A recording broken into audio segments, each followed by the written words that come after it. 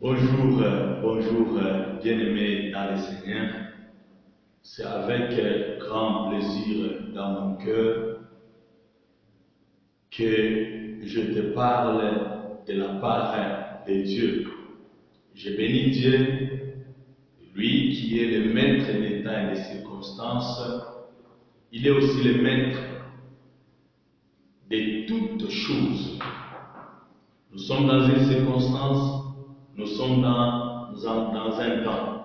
Si cette situation est possible, c'est parce que Dieu a permis. Je bénis son Saint-Nom, je bénis Dieu, j'aime mon Dieu, un Dieu capable, un Dieu tout-puissant, un Dieu qui est omniscient, un Dieu omniprésent. Je bénis ta présence, toi qui écoutes ce message. J'en profite pour dire merci à tous mes abonnés. Et je t'invite aussi à s'abonner, toi qui n'es pas encore abonné à cette chaîne. Abonne-toi, afin que nous puissions garder un contact que moi je suis en train d'appeler un contact glorieux, un contact précieux. Pourquoi? Parce que nous nous rencontrons pour partager la parole de Dieu. Et dans la parole de Dieu, il y a la bénédiction. La Bible dit, c'est la bénédiction de l'Éternel qui enrichit. C'est la bénédiction de l'Éternel qui enrichit. C'est pourquoi je déclare par la puissance du Saint-Esprit, je dis reçois la bénédiction de Dieu. Je dis reçois toute richesse qui viennent de Dieu et que tu sois dans l'abondance dans tous les domaines de ta vie. J'ai un message que le Saint-Esprit a déposé dans mon cœur et j'ai intitulé ce message Ta joie doit être parfaite. Ta joie doit être complète. Je parle à un chrétien et je viens ici, c'est une exhortation. C'est un message d'encouragement. C'est un message pour révolter quelqu'un. Révolter celui qui pense que sa vie est finie. Celui qui pense qu'il n'y a rien de bien ou bien il ne peut pas vivre un bonheur. Je dis non, mon bien-aimé. Je dis non, mon bien-aimé. Tu es un enfant de Dieu, tu es une église. Tu es une église. Et la volonté de Dieu est que ta joie soit complète. Si tu avais la joie d'une chose, ce n'est pas tout. Ta joie deviendra complète lorsque tu vas vivre la plénitude des promesses de Dieu. La plénitude des promesses de Dieu. Laissez-moi te dire d'abord quelque chose, un mystère concernant le nom de Jésus, un mystère concernant la mission de Jésus. Un mystère concernant la mort et la résurrection de Jésus. Le Jésus qui est mort sur la croix, qui était né, qui a grandi et qui est mort sur la croix, il est venu et accomplir une chose si précieuse pour l'Église. Pour l'Église, tu comprends ce ministère, tu comprendras que tu ne peux pas accepter de vivre la vie que tu es en train de vivre, car ce n'est pas ça ton partage. La Bible dit que Jésus qui est né, il est venu pour sauver son peuple du péché. Est-ce que tu comprends l'implication d'être sauvé du péché? Le péché, c'est quoi? Le péché, c'est la transgression de loi. Donc, il y a une loi, il y a des lois. L'homme a transgressé. Celui qui transgresse une loi, il sera coupable. Or, selon la loi, si tu es coupable, tu seras coupable selon la loi que tu as brisée, que tu as transgressée. Toi et moi, nous étions appelés à être condamnés. Pourquoi? À cause du péché. Parce que nous avons transgressé la loi de Dieu. Mais Jésus est venu pour nous sauver, pour nous retirer. Nous retirer de quoi? Du péché. Le péché qui est la fondation, qui est la raison même pour être condamné. Lui, il nous a sauvés. Alors, s'il nous a sauvés du péché, La vie de condamnation, ce n'est pas la portion, ce n'est pas le partage de l'Église. Ce n'est pas ta vie. Ce n'est pas ta vie. Si tu comprends le mystère ou le ministère que Jésus a accompli sur la terre dans ton compte, dans mon compte, tu comprendras que cette exhortation signifie une chose si grande pour ta vie parce que ta joie doit être parfaite. Nous allons lire dans le livre de Jean 16, le verset 24. Nous allons aussi lire dans le livre de 1 Samuel, le verset 1 Samuel chapitre 2, le verset 1. Je commence avec 1 Samuel, le chapitre 2. Yes.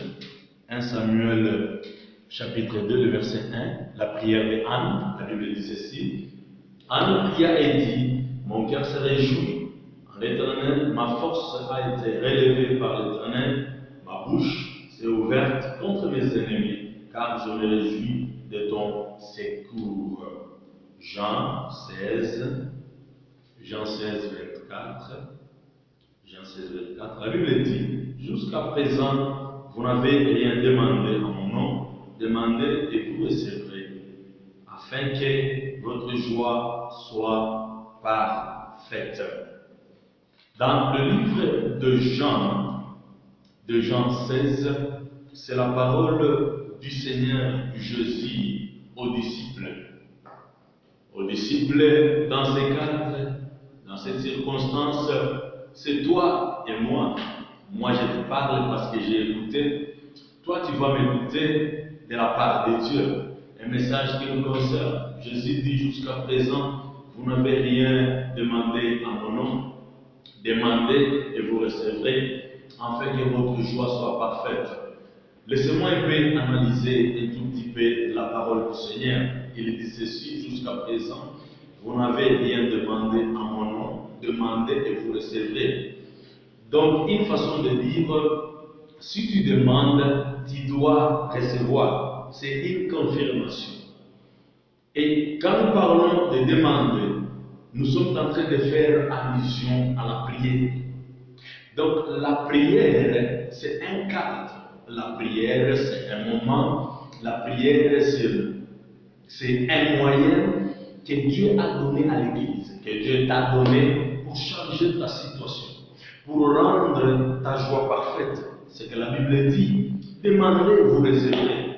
Demandez, vous recevrez. Je sais qu'il y a quelqu'un qui pose cette question. Je le sens dans mon cœur, mais depuis que j'ai commencé à prier, jusque-là, rien n'a changé dans ma vie. Si Dieu dit demandez, vous recevrez, je suis ici pour te dire, toi, ma sœur, mon frère, que ce que tu as demandé, tu l'as déjà reçu. Et tu verras, si je viens avec ce message, c'est parce que le moment est venu. En fait, ce que tu demandes, ce que tu as demandé, puisse maintenant commencer à se manifester dans ta vie. Ce que tu demandais soit quelque chose que tu reçois. C'est la volonté de Dieu. C'est la volonté de Dieu que tu sois dans la joie. C'est la volonté de Dieu que tu puisses vivre une joie dimensionnelle. Donc, une joie d'une chose et une autre. C'est ça, c'est ce que Dieu veut de toi, c'est ce que Dieu veut de moi. Lorsqu'il te donne une joie, ce n'est pas seulement cette joie, que Dieu veut te donner.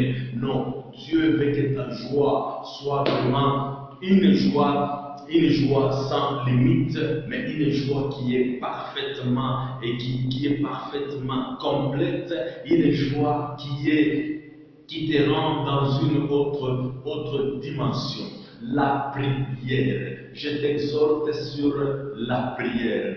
C'est lui qui néglige la vie de la prière, c'est un cadre, c'est un moyen, selon ce qui est écrit, selon ce que nous venons de lire dans le livre de Jean, c'est que c'est un moyen. Si j'entre, j'ai l'assurance.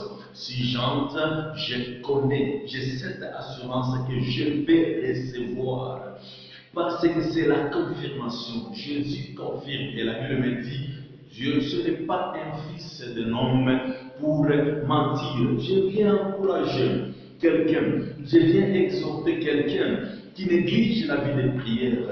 Je viens encourager quelqu'un qui a déjà abandonné la vie de prière pour dire tu négliges la vie de prière, tu négliges une joie, tu rejettes une joie, tu rejettes une paix, tu rejettes la gloire de Dieu.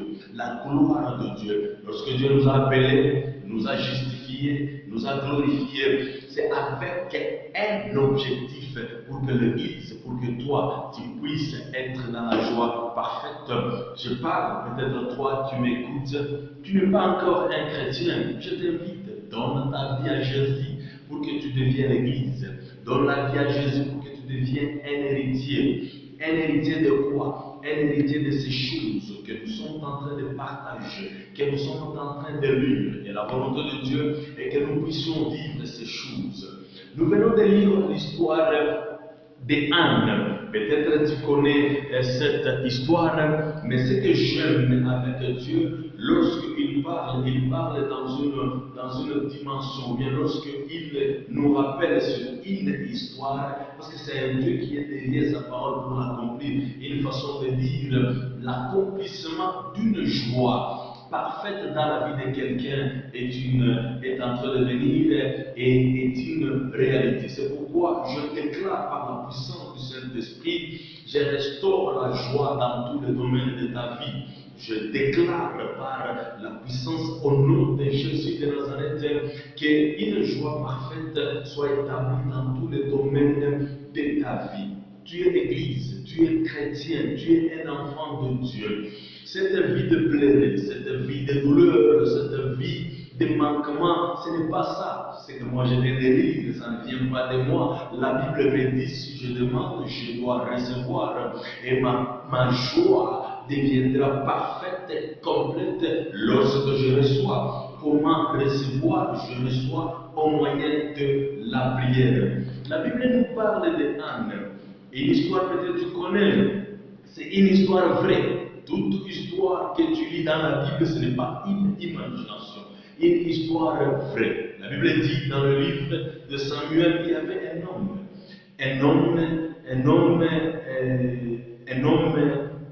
qu'on appelait Elkanah. Cet homme avait deux femmes. Une femme s'appelait Anne et l'autre Pénina. La Bible nous dit que parmi ces deux femmes, Anne n'avait pas les enfants, mais Pénine avait les enfants. Cela veut dire quoi? Il y avait un manquement dans la vie d'Anne. Il y avait un manquement dans la vie d'Anne. Lorsque nous lisons l'histoire, nous trouvons que cette femme, Anne, c'était une femme qui était en train de souffrir en elle. C'est une femme qui pleurait. Qui pleurait pourquoi? Parce que c'était une femme qui était appelée à faire quoi? À produire. Parce que être stérile, c'est le fait de ne pas être capable de reproduire. Ce n'est pas la volonté de Dieu pour qu'une femme ne puisse pas produire. La volonté de Dieu pour une femme Anne devient l'image de l'Église, devient l'image des enfants de Dieu. La stérilité dans les domaines différents, là où l'homme tu te retrouves incapable de reproduire, incapable de produire, en peur de gloire dans peut-être le ministère, incapable de produire peut-être dans les mariages, incapable de produire peut-être dans, je ne sais pas moi, dans les dons du Saint-Esprit, incapable de produire dans le domaine des finances. Donc, une incapacité pour cette femme qui est l'image de l'Église. Maintenant, écoutez, cette femme, la Bible dit sa rivale le provoquer, se moquer, l'humilier chaque année. Donc, Anne n'était pas dans la joie. La joie n'était pas parfaite. Pourquoi? Parce qu'elle avait la joie d'un mari, elle avait la joie dans le mariage, mais elle n'avait pas la joie des enfants. Donc, la joie était incomplète jusqu'à ce qu'elle doit avoir les enfants pour que sa joie soit quoi? Soit complète. Mais la Bible nous dit, Anne était triste. La Bible nous dit, Anne Anne pleurait. Aussi longtemps que Anne était triste, aussi longtemps que Anne pleurait. Pourquoi? Parce que sa rivale était en train de l'humilier, était en train de la provoquer, de se moquer d'elle. À un moment donné, son mari disait à Anne, la Bible dit, lorsqu'il s'agissait d'aller offrir, d'aller donner le sacrifice, le moment d'aller adorer Dieu, d'aller donner le sacrifice, le mari de Anne, qu'est-ce que ce mari faisait? Parce que ce mari aimait Anne, là où il pouvait donner des portions à Pénina et à ses enfants. La Bible nous dit à Anne, le mari donnait une double portion. Pourquoi? Parce que le mari, parce que cet homme Elkanah aimait Anne, mais malgré cela, donc la joie d'amour, la joie d'être aimé, Anne avait ça, mais cela ne complétait pas la joie d'Anne. Je viens dire à quelqu'un qui est en train d'accepter une situation, qui est en train de se dire c'est la volonté de Dieu. La volonté de Dieu est dans sa parole. Ce que tu vis, si ce n'est pas écrit, ce n'est pas la volonté de Dieu. Jusqu'à ce que Anne a compris que non, je ne peux pas rester seulement en train de pleurer. Je ne peux pas rester seulement en train d'écouter Pénina, mais par contre, je dois entrer dans les moyens, je dois entrer dans les cadres et je dois réellement pleurer devant Dieu. Je dois réellement parler, je dois demander, je dois passer des temps, passer des moments, des heures dans la présence de Dieu, afin que ce qui est en train de me faire mal puisse trouver solution. Je t'invite dans la vie de prière dans une autre dimension. Toi qui priais, je t'invite de prier encore davantage. Je t'invite de passer des moments, de passer des heures dans la présence de Dieu, en train de chercher, en train de dire à Dieu ce qui te dérange, ce qui étouffe la joie en toi. Je te dis, comme Anne, ton cœur sera rempli de joie. Ton cœur sera rempli de joie. Écoutez, Anne est allée dans le temple. Le moment où ils sont allés dans le temple, Anne était là en train de pleurer, en train de prier. Cette fois-ci, elle ne pleurait pas devant les hommes, mais cette fois-ci, elle est allée pleurer devant Dieu. Ne passe pas ton temps à pleurer auprès des hommes qui ne comprennent pas, qui ne comprendront pas. Mais Dieu qui te connaît, qui connaît ton cœur, il te comprendra mieux et il a tout ce dont tu as besoin pour changer ta situation. Je t'invite dans les cadres de la prière. La Bible me confirme que cette femme est entrée dans la dimension. Elle a commencé à passer des temps dans la prière devant Dieu. Les sacrificateurs qui étaient les serviteurs de Dieu, Élie, lorsque les sacrificateurs regardaient Anne, sa bouche ne bougeait pas, les paroles ne sortent pas. L'homme d'Élie commençait à penser que non, cette femme est ivre, cette femme est ivre. Alors il a demandé à Anne, jusqu'à quand tu resteras dans cet état d'ivresse? Anne a dit, non, je ne suis pas ivre, je ne suis pas ivre, mais je suis une femme qui a des amertumes, une femme qui a des douleurs, et je suis en train de le présenter devant mon Dieu. Laissez-moi te révéler quelque chose ici. Écoutez, la Bible dit ceci dans le livre d'Éphésiens, que ne vous enivrez pas du vin, c'est de la débauche, mais au contraire, soyez remplis de l'esprit. Soyez remplis de l'esprit. Si Élie pouvait regarder Anne et voyait qu'Anne était ivre, alors qu'Anne n'était pas ivre, donc cela veut dire qu'il y avait une attitude qu'Anne était en train d'afficher, l'attitude d'une femme ivre, mais elle n'était pas ivre. Alors si Anne n'était pas ivre, mais Élie pouvait voir l'état d'ivresse sur elle. Et la Bible dit, ne vous enivrez pas, mais au contraire. Donc si Anne n'était pas ivre et qu'Élie voyait l'ivresse sur elle. Donc Anne était le contrôle de l'ivresse. C'est cette opposition, ou bien ce contraire de l'ivresse de Anne, c'était une dimension de la plénitude du Saint-Esprit. Écoutez, la manifestation de la gloire de Dieu est dans la plénitude du Saint-Esprit. La plénitude du Saint-Esprit, c'est une dimension que tu peux recevoir dans la vie de prière. Une vie de prière intense. Une vie de prière, pas une prière de 2 minutes. Une prière où tu passes beaucoup de temps dans la présence de Dieu, jusqu'à ce que tu puisses recevoir ce dont tu as besoin, ce qui te dérange, ce qui fait que tu ne sois pas dans la joie, ce qui est en train d'étouffer ta joie. Je t'invite, bien-aimé, je t'invite, ma soeur, je t'invite, mon frère, il y a un moyen, il y a une puissance qui est la prière. Si Anne a été restaurée, la joie de Anne a été restaurée au moyen de la prière. Anne était une femme de la même nature que toi et moi. S'il a dit par la prière, et la parole me dit que demandez et vous recevez. Demandez, vous recevez. Monte dans une autre dimension. Monte dans la dimension de la prière qui amènera la plénitude du Saint-Esprit. Anne est entrée dans une autre dimension. Elle est entrée dans une dimension où Élie pouvait voir l'ivresse sur elle, alors qu'elle n'était pas ivre.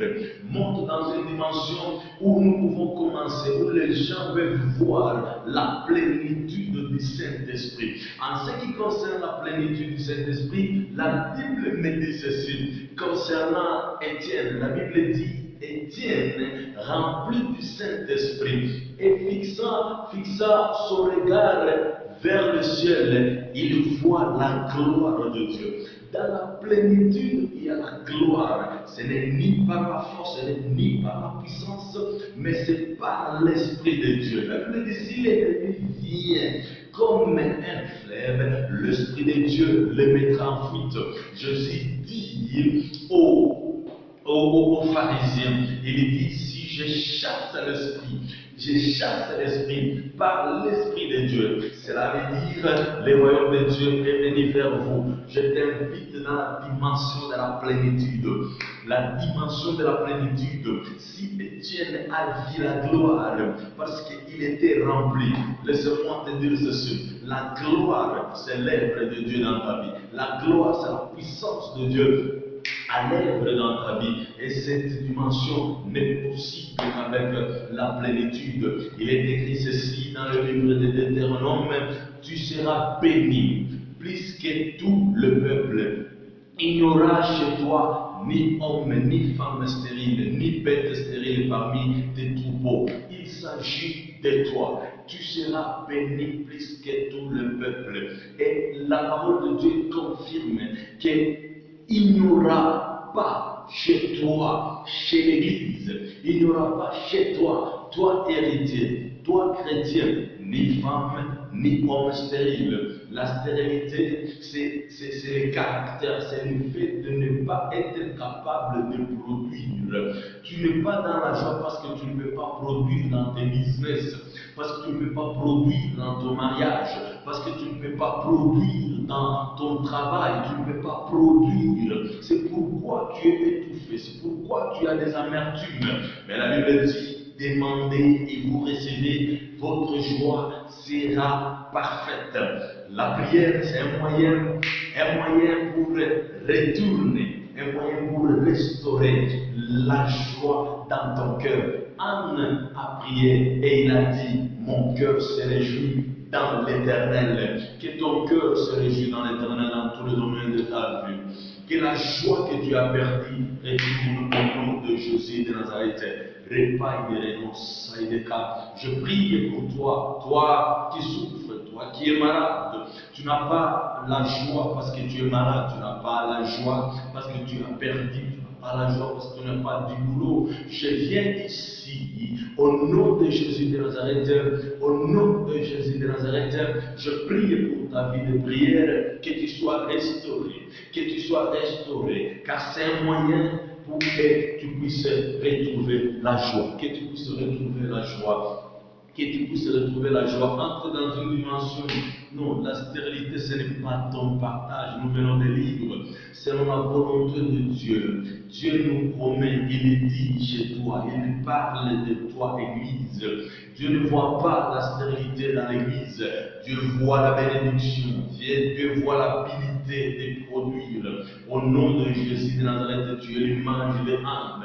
Anne a souffert. Anne pleurer, Anne pleurait parce que sa rivale était en train de se moquer d'elle. Mais le jour où elle a pris la décision, prends une décision, ne dors pas, prends une décision, tiens-toi debout, lève-toi dans la prière, dans la vie de prière, une prière intense, une prière dans une autre dimension, une prière qui t'amènera dans l'ivresse, mais pas l'ivresse qu'Élie voyait sur Anne, mais l'ivresse de la plénitude du Saint-Esprit, parce que si les contrôles de la plénitude et l'ivresse et que Élie voyait l'ivresse alors qu'Anne n'était pas ivre, donc Anne était dans la dimension de la plénitude. Or, en ce qui concerne la plénitude, lorsque Étienne était rempli la même dit, il a vu la gloire de Dieu. Que la plénitude du Saint-Esprit qui vient au moyen de la prière te soit donnée au nom de Jésus.